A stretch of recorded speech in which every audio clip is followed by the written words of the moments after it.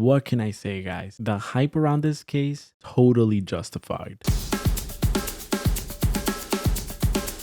This right here is the NCASE M2. And let me tell you, it can fit anything. This time, I actually did my homework before diving in. I watched NCASE's own build video, checked out a bunch of my favorite YouTubers, and studied all the different layouts. For my setup, I went with the flipped orientation. I think they call this one the reference layout. Correct me if I'm wrong. The actual build process, honestly, smooth sailing this time. NCASE definitely learned from the M1 Evo. The instructions were way clearer and they cut down the number of different screws, which made it way less overwhelming. If I could nitpick one thing though, they should have labeled the motherboard standoffs. It would have made life even easier. For this build, I went with the AMD Ryzen 7800X3D, 32GB of RAM, 2TB of NVMe storage, all attached to the Aorus B650i motherboard. The power supply of choice was the Cooler Master SFX L 1100 watts. And for the GPU, I had to go big with the RTX 5090 Founders Edition. I started off following the instructions, installed the PSU and the motherboard all the way at the bottom of the case.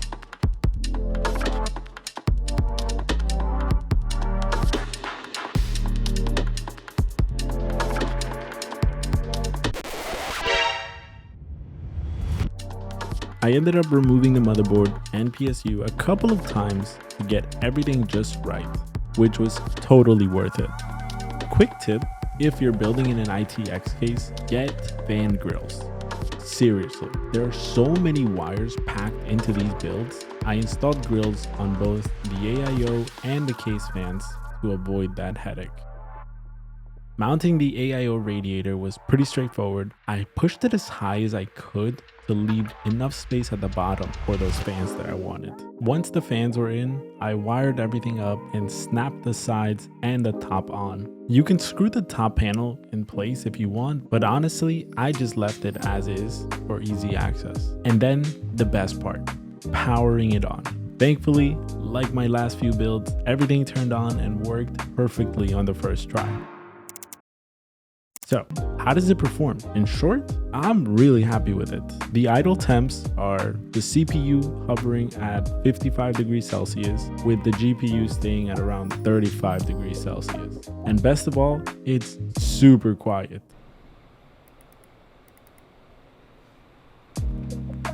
Gaming on Cyberpunk, the temps did approach a little bit of a higher temperature than I'm comfortable with. The CPU maxing at 80 degrees Celsius while the GPU stayed at around 62. I know they're not the most concerning temperatures, but it definitely does emit a lot of heat and you can definitely feel it.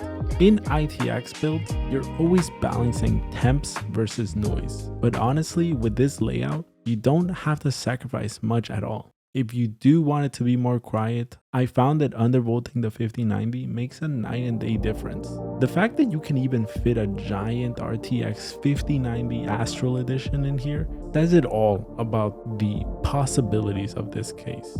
Sure, it's not the smallest ITX case ever, but I'd gladly trade a few extra millimeters for future proofing. If I could only have one ITX case forever, it would be this one, no question about it. Pro tip, if you use my exact layout, place the case to the left of you, otherwise you'll get blasted with hot air straight to your face and monitor, which I do not recommend. Now, I'm seriously considering building in the form the T1 next. There is way less space to work with, which should be a fun challenge. We'll see how the thermals hold up, so stay tuned for that. With that, I'll catch you guys in the next one. Peace.